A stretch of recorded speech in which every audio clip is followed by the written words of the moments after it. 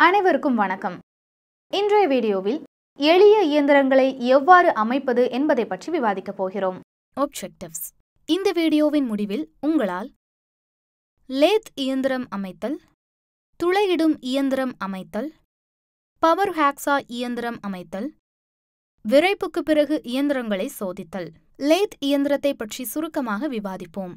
ஒரு லேத் இயந்திரம் என்பது ஒரு கருவியை பயன்படுத்தும் ஒரு கருவியாகும். Piece of equipment. இது கருவிகளில் ஆழமாக ஊட்டப்பட்டு அதன் குறுக்கே பயணித்து சிப்ஸ் வடிவில் சுழலும் பணியிடங்களிலிருந்து தேவையற்ற பொருட்களை அகற்றும். முழு உலகிலும் மிகவும் பொருந்தக்கூடிய மற்றும் அடிக்கடி பயன்படுத்தப்படும் இயந்திரங்களில் ஒன்று லேத் ஆகும். அனைத்து இயந்திரங்களின் தாய், மதர் ஆஃப் ஆல் மெஷின்ஸ் என்பது லேத்தின் மற்றொரு பெயர். இது பரந்த அளவிலான செயல்பாடுகளை செயல்படுத்துவதால் லேத் இயந்திரம் உற்பத்தி மற்றும் பழுதுபார்க்கும் பணிகளில் பயன்படுத்தப்படும் ஒரு பொது நோக்க இயந்திர கருவியாக மாறியுள்ளது. லேத் இயந்திரத்தின் பல கூறுகள் அடங்கும். படுக்கை. BED. லேத் இயந்திரத்தின் படுக்கை மற்ற அனைத்து கூறுகளையும் ஏற்றுவதற்கான கட்டமைப்பாக செயல்படுகிறது. படுக்கையானது பெரிய பெட்டி பிரிவு நெடுவரிசைகளால் லார்ஜ் பாக்ஸ் செக்ஷன் காலம்ஸ் ஆதரிக்கப்படுகிறது மற்றும் வார்பிரும்பு அல்லது நிக்கல் வார்பிரும்பு கலவையால் ஆனது. வழிகாட்டும் மற்றும் நெகிழ் மேற்பரப்புகள் ஸ்லைடிங் சர்ஃபேசஸ் உள்ளன, மேலும் அதன் மேற்பரப்பு ஸ்கிராப் அல்லது தரையிறக்கப்பட்டுள்ளது. கட்டையானது கனமான உலோக ஸ்லைடுகளால் ஆனது. குறுக்கு கட்டங்கள் கிராஸ் கிரிட்ஸ் அல்லது உறுதியான ஆதரவை வழங்குகின்றன. தலைக்கவசம்.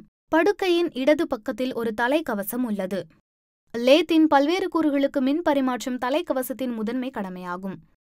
இது தாங்கிக்குள் இருக்கும் முக்கிய சுழலை சரியாக சீரமைத்து ஆதரிக்கிறது. கூடுதலாக இது தேவைப்படும் கியர்பாக்ஸ் அமைப்பை கொண்டுள்ளது. வேகத்தை மாற்றுவதற்கான நெம்புகோல்களுடன் முழுமையானது. பின்வரும் பொருட்கள் தலைக்கவசத்தின் சுழலில் பொருத்தப்பட்டுள்ளன. 3-jaw chuck, 4-jaw chuck, tail stalk. tail stalk என்பது படுக்கையின் வழியில் ஹெட்ஸ்டாக்கிற்கு எதிரே அமைந்துள்ள நகரக்கூடிய வார்ப்பு ஆகும். tail stalkiன் அடிப்படை செயல்பாடு.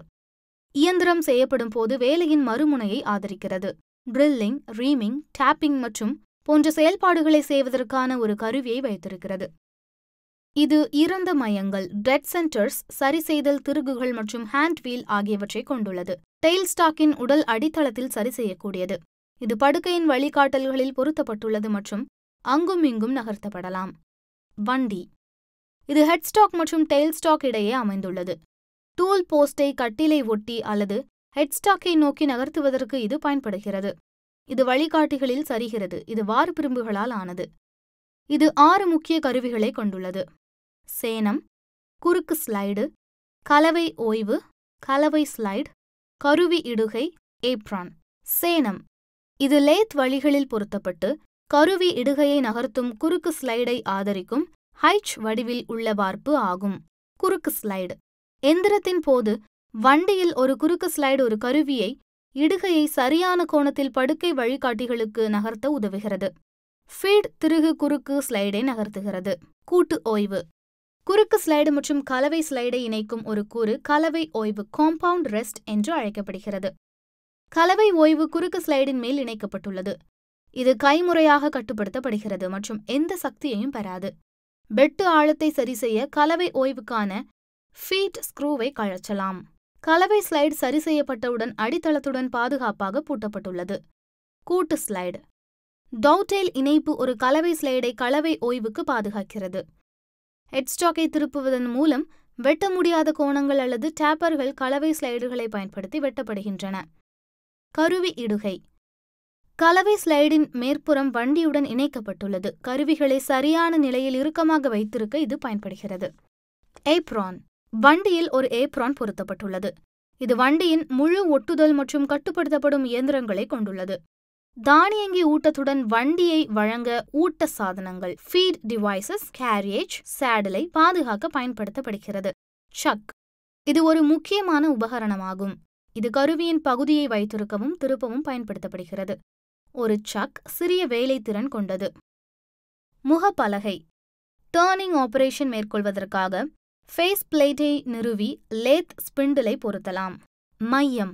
ஒரு மையம் என்பது லேத் இயந்திரத்தின் ஒரு அங்கமாகும். இது லேத் செயல்பாட்டின் போது ஹெட்ஸ்டாக் மற்றும் டெயில்ஸ்டாக் இடையே நீண்ட பணிகளை ஆதரிக்கிறது. லைவ் சென்டர் என்பது ஹெட்ஸ்டாக் ஸ்பிண்டில் செருகப்பட்டு ஒர்க் பீஸுடன் சுழலும் ஒரு மையமாகும். Feed shaft. இது உயர்தர அலாய் ஸ்டீலால் ஆனது. இது லீட் ஸ்க்ரூக்கு அடியில் நிலைநிறுத்தப்பட்டு படுக்கையின் முழு நீளத்தையும் விரிவுபடுத்துகிறது. அங்கு ஒரு கீவே உள்ளது. அங்கு ஃபீட் மெக்கானிசம் வண்டியை நகர்த்துவதற்கு கட்டளைகளை அனுப்ப முடியும். பவர் ஃபீட் கருவியை இணைக்கும்போது குறுக்கு இயக்கத்தை கிராஸ் மூவ்மெண்ட் அளிக்கிறது. திருகாணி. இது நூல் வெட்டுவதற்கு பயன்படுத்தப்படுகிறது. லீட் ஸ்க்ரூ படுக்கையின் கீழ்ப்பக்கத்தில் அமைந்துள்ளது மற்றும் நூல் வெட்டும்போது தானாகவே வண்டியை நகர்த்த பயன்படுகிறது. இது ஆக்மே த்ரெட்ஸ் கொண்டுள்ளது மற்றும் உயர்தர உலோகத்தால் ஆனது. லெக்ஸ். இயந்திரத்தின் அனைத்து சுமைகளையும் தாங்குவதற்கு லெக்ஸ் பயன்படுத்தப்படுகின்றன. அதிர்வுகளை நிறுத்த அவை தரையில் நங்கூரமிடப்பட்டுள்ளன. Chips pan. சிப்ஸ் பேன் படுக்கையின் கீழ்ப்பக்கத்தில் வைக்கப்பட்டுள்ளது. பனிப்பகுதியால் அகற்றப்பட்ட அனைத்து சில்லுகளையும் எடுத்துச் செல்வதே இதன் முக்கிய செயல்பாடு. Hand wheel. குறுக்கு ஸ்லைடு, வண்டி, டெயில் ஸ்டாக் மற்றும் கை சக்கரம் உள்ள பிற பகுதிகளை நகர்த்த கையால் இயக்கப்படும் சக்கரம் இதுவாகும். Speed controller. வேக கட்டுப்படுத்தி ஹெட்ஸ்டாக்கில் அமைந்துள்ளது. இது சுழல் வேகத்தை கட்டுப்படுத்துகிறது. புல் கியர். இது வார்ப்பிரும்பு மூலம் தயாரிக்கப்படுகிறது. இது ஒரு புல் கியர் பின்புறம் உள்ள முள் மூலம் மெதுவான மற்றும் வேகமான வேகத்தில் பயன்படுத்தப்படுகிறது மற்றும் வெற்று சுழலில் ஒரு கீ மூலம் சரி செய்யப்படுகிறது. ஸ்லீவ். டெயில் ஸ்டாக்கிற்குள் ஸ்லீவ் பொருந்துகிறது. இது டெட் சென்டர் பொருத்துவதற்கு அல்லது அகற்றுவதற்கு முன்னும் பின்னுமாக நகர்த்தப்படுகிறது. லேத் இயந்திரத்தை நிறுவுதல். லேத் என்பது பெரும்பாலும் மரம் அல்லது உலோகத்தை வடிவமைக்க பயன்படும் ஒரு எந்திர கருவியாகும். ஒர்க் பீஸ் சரி செய்யப்பட்ட ஒரு வெட்டுக்கருவியை சுற்றி வருவதன் மூலம் இது செயல்படுகிறது. முதன்மையான செயல்பாடு பொருளின் விரும்பத்தகாத பகுதிகளை அகற்றி நேர்த்தியாக வடிவமைக்கப்பட்ட பனிப்பகுதியை விட்டு செல்வதாகும். இயந்திரங்களின் சரியான செயல்பாட்டிற்கான இடத்தை தேர்ந்தெடுக்கவும் இயந்திரங்கள் பொதுவாக வசதியாக அணுகக்கூடியதாக இருக்க வேண்டும். உற்பத்தியாளர் அறிவுறுத்தலின்படி அடித்தள விமானத்தை தயார் செய்யவும். திட்டத்தின்படி அடித்தளத்தை உருவாக்கலாம். இயந்திர அடித்தளத்திற்கான பின்வரும் அடிப்படை விவரக்குறிப்புகள் பூர்த்தி செய்யப்பட வேண்டும். வெட்டுதல் அல்லது நசுக்குதல் மூலம் தோல்வியடையாமல் மிகைப்படுத்தப்பட்ட சுமைகளை தாங்கும் அளவுக்கு அடித்தளம் வலுவாக இருக்க வேண்டும். குடியேற்றங்கள் அனுமதிக்கப்பட்ட வரம்புகளுக்குள் இருக்க வேண்டும். எவ்வளவு நடைமுறையில் இருந்தாலும் அடிப்படை விமானத்தின் ஈர்ப்பு மையத்தின் அதே செங்குத்து திசையில் இயந்திரத்தின் ஈர்ப்பு மையம் அல்லது அடித்தளம் ஆகியவை இருக்க வேண்டும். அதிர்வை தடுக்க அடித்தளம் மண் அமைப்பின் இயற்கை அதிர்வெண் இயந்திரத்தின் செயல்பாட்டு அதிர்வெண்ணுடன் ஒப்பிடும்போது மிக அதிகமாகவோ அல்லது குறைவாகவோ இருக்க வேண்டும். குறைந்த வேக சாதனங்களுக்கு இயற்கை அதிர்வெண் அதிகமாக இருக்க பரிந்துரைக்கப்படுகிறது.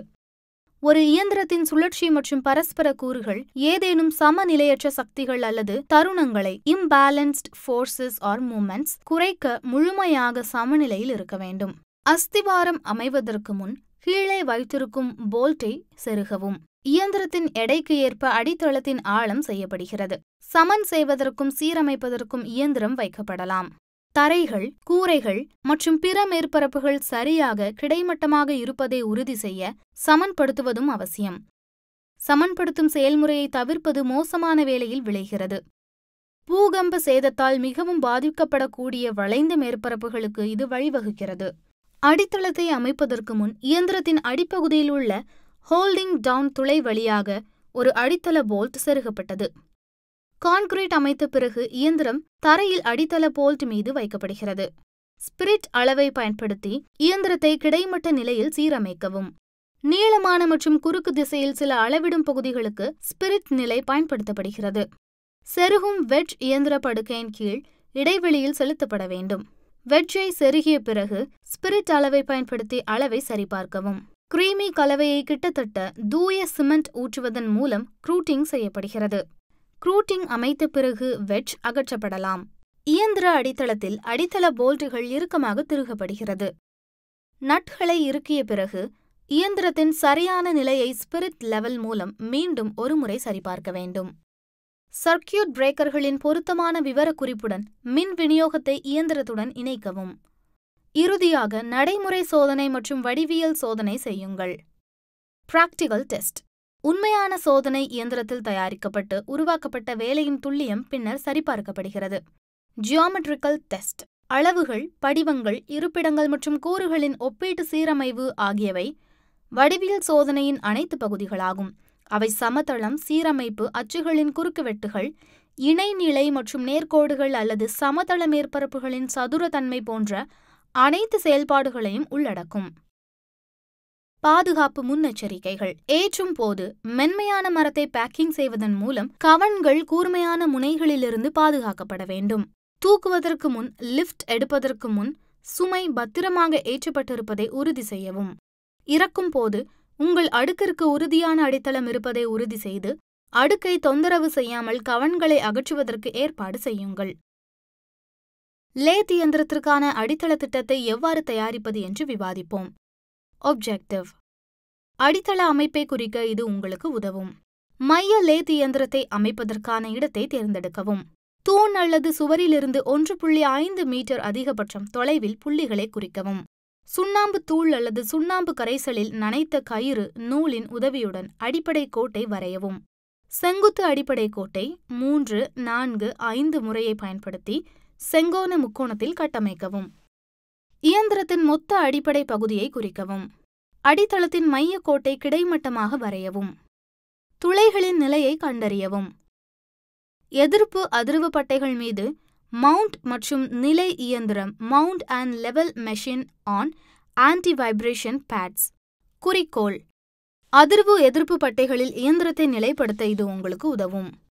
இயந்திரத்தை குரோபார்களால் தூக்கி 4 மூலைகளிலும் இயந்திரத்தின் கீழ் மரத் தொகுதிகளை வைக்கவும். இயந்திரத்தின் எடையை பொறுத்து பொருத்தமான அதிர்வு எதிர்ப்பு பட்டைகளை தேர்ந்தெடுக்கவும். உலோக வார்ப்பிலிருந்து சமன் செய்யும் போல்ட்டுகளை அகற்றவும். இயந்திரத்தின் கீழ் அதிர்வு எதிர்ப்பு பட்டைகளை ஆன்டி வைப்ரேஷன் பேட்ஸ் ஏற்றவும்.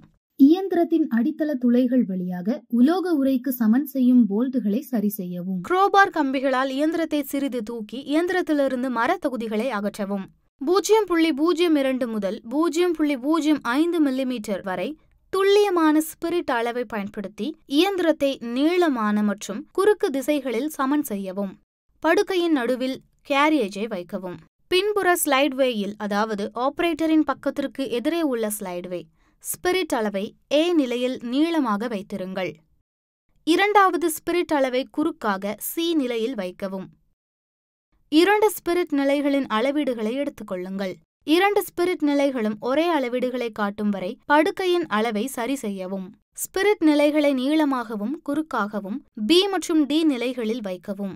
லெவலிங் போல்ட்டை திருகுவது அல்லது அவிழ்ப்பது மூலம் இயந்திரத்தின் அளவை தேவைக்கேற்ப சரி செய்யவும். இறுதியாக ஒரு ஸ்பிரிட் நிலை கொண்டு இயந்திரத்தின் அளவை சரிபார்க்கவும். வேலை முடிந்ததும் லாக் நட்டுகளை சமன் செய்வதன் மூலம் இயந்திரத்தின் நிலையை பூட்டவும். இந்த வீடியோவை பார்த்த பிறகு நீங்கள் ஒரு லேத் இயந்திரத்தை நிறுவ முடியும் என்று நம்புகிறேன். இந்த காணொளியை பார்த்ததற்கு நன்றி.